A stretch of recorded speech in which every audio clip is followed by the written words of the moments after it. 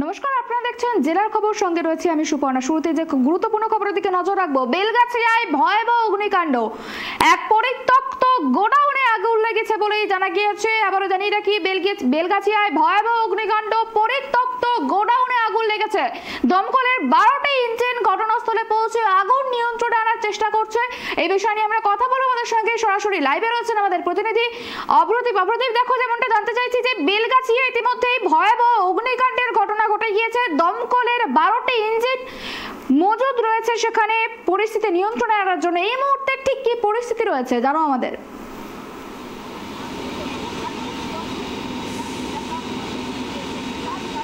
দেখো, একদমই যেটা আমরা দমকল সূত্র মারফত জানতে পারছি, এইখানে এই যে বেলগাছিয়ার অঞ্চল রয়েছে, একটা মিল্ক কলোনি, সেইখানে কিন্তু দুপুর 3:30 নাগাদ আগুন লাগে। সেরকমটাই আমরা দমকল সূত্র মারফত জানতে পারছি।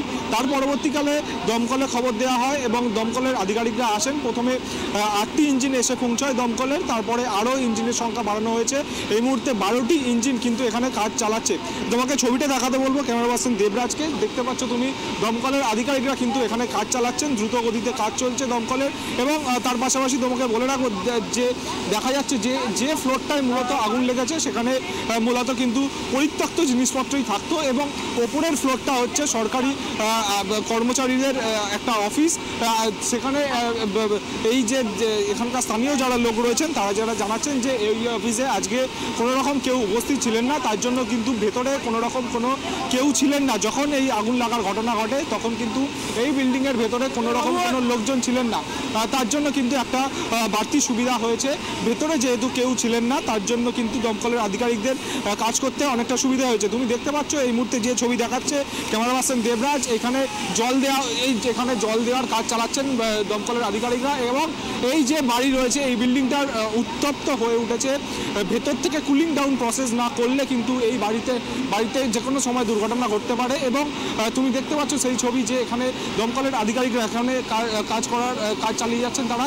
এবং আমরা এই বাড়ির যে অন্য দিক সেদিকেও যাওয়ার চেষ্টা করব। তার আগে দেখতে পাচ্ছ তুমি এখানে কীরকম মেশিন রয়েছে। এবং স্থানীয়রা যেটা বলছেন, এখানে কিন্তু পরিত্যক্তই জায়গাটা ছিল, ফার্স্ট ফ্লোরটা, নিচের তলা পরিত্যক্ত ছিল। এখানে মিল গোডাউন ছিল এবং ওপরে সরকারি অফিস, এবং সরকারি অফিসের যে সমস্ত নথি তথ্য থাকে সেইগুলো একটা নষ্ট হয়ে যাওয়ার কিন্তু আশঙ্কা করছেন এখানকার যারা স্থানীয়রা রয়েছেন এবং এখানে যারা কাজ করেন। এবং তোমাকে বলবো এবার আমরা এইখান থেকে অন্য দিকে যাওয়ার চেষ্টা করব। এইখানে যে জায়গা তার থেকে বেরিয়ে আমরা অন্য দিকটা যাওয়ার চেষ্টা করব। তুমি দেখতে পাচ্ছ এই মুহূর্তে দমকলের আধিকারিকরা রয়েছেন, পুলিশ আধিকারিকরা রয়েছে, স্থানীয় থানার পুলিশ আধিকারিকরা রয়েছেন। এবং তুমি দেখতে পাচ্ছ এখানে দমকলের ইঞ্জিনগুলি রয়েছে এবং দ্রুত গতিতে আগুন নেভানোর কাজ কিন্তু তারা চালাচ্ছেন। এখানে স্থানীয় বাসিন্দারা অনেকেই উপস্থিত রয়েছেন এবং এটা এতটাই বড় আগুন যে দমকলের 12টি ইঞ্জিন কিন্তু এসে পৌঁছেছে এই মিল্ক কলোনিতে এবং তারা কিন্তু দ্রুত গতিতে কাজ চালাচ্ছে। তোমাকে বলে রাখবো, দেখতে পাচ্ছ তুমি আগুন কিন্তু এখনও জ্বলছে। ভেতরের অংশে যে রয়েছে সেখানে কিন্তু আগুন এখনও জ্বলছে। সেই আগুন নেভানোর চেষ্টা কিন্তু দমকলের আধিকারিকরা চালাচ্ছেন। কিছুক্ষণ আগেই দমকল মন্ত্রী সুজিত বসু এখানে এসেছিলেন এবং তিনি কিন্তু ঘটনাস্থল পরিদর্শন করে গিয়েছেন এবং এখানকার যে পরিস্থিতি সেটা কিন্তু তিনি সচক্ষে দেখে গিয়েছেন। এবং দমকলের তরফে কিন্তু এইখানে যে আগুন সেইটা নেভানোর কাজ চলছে। একদিক থেকে যেরকম আগুন নেভানোর কাজ চলছে সেটা কিন্তু সেই দিকটা একেবারে অপ্রদীপ, দেখো আরো একটা বিষয় জানার চেষ্টা করব যে এই আগুন লাগার কারণটা কি জানা গিয়েছে, যে কিভাবে এই আগুন লাগলো?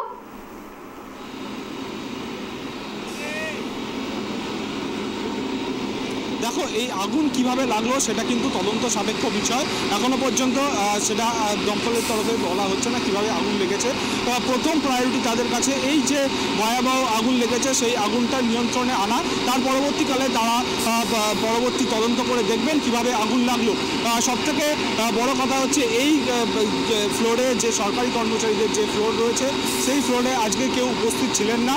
সেটাই একটা কিন্তু সুখবর। যখন আগুন লাগে তখন কিন্তু এই এই অফিসে কোনো কেউ উপস্থিত ছিলেন না, তার ফলে দমকলের আধিকারিকদের কাউকে বাইরেও নিয়ে আসতে হয়নি। তারা এসেই কিন্তু দমকলের আধিকারিকরা আগুন নেভানোর কাজ শুরু করে দিয়েছেন। এবং তোমাকে ছবিটা দেখাতে বলবো, এখানে যারা স্থানীয়রা রয়েছেন তাদের কয়েকজনের সঙ্গে আমরা সরাসরি কথা বলার চেষ্টা করব। তার পাশাপাশি তুমি দেখতে পাচ্ছ এখানে স্থানীয় বাসিন্দাদের সঙ্গে যারা পুলিশ আধিকারিক তারাও কিন্তু উপস্থিত রয়েছেন। এবং আমরা যেটা দেখতে পাচ্ছি এখানে কিন্তু দমকলের আধিকারিকরা আগুন নেভানোর কাজ চালাচ্ছেন এবং আমরা কথা বলার চেষ্টা করব। দাদা, আগুনটা কখন লাগে? তখন হয়তো 2-2:30। এটা মূলত কিসের জায়গা? কিসের জায়গা এটা? এটা দুধ ফ্যাক্টরি।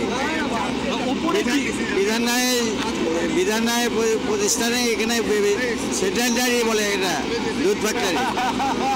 কিসের অফিস? ওপরে অফিসে ক্লার্করা থাকে। যখন আগুন লেগেছিল তখন কি এই অফিসে কেউ উপস্থিত ছিল? না, সেটা বলতে হবো না। আমাদের ডিপার্টমেন্ট আলাদা। সবচেয়ে মেকানিক যারা আছে আমরা মেকানিক এনেছি, আমি ওটা দেখিনি। একদমই, এখানে যারা তুমি দেখতে পাচ্ছ যেরকম দমকলের আধিকারিকরা রয়েছেন, অন্যদিকে পুলিশ আধিকারিকরা রয়েছেন, তার পাশাপাশি এখানে যারা কর্মচারী তারাও কিন্তু এখানে উপস্থিত রয়েছেন। তুমি দেখতে পাচ্ছ বড় বড় লাইটের ব্যবস্থা করা হয়েছে, যেহেতু এটা একটা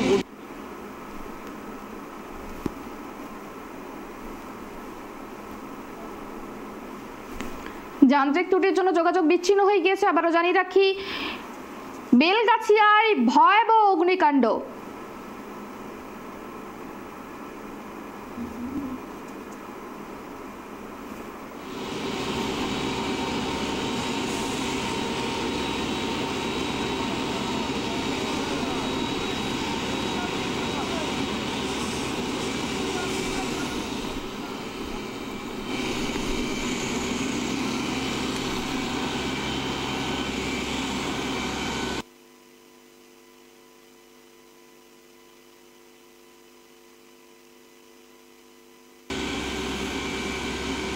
অবরদীপ, আরো যে বিষয়টা জানার চেষ্টা করবো, এই যে অগ্নিকাণ্ড ঘটেছে কতটা ক্ষয়ক্ষতির পরিমাণ হতে পারে বলে অনুমান করা যাচ্ছে?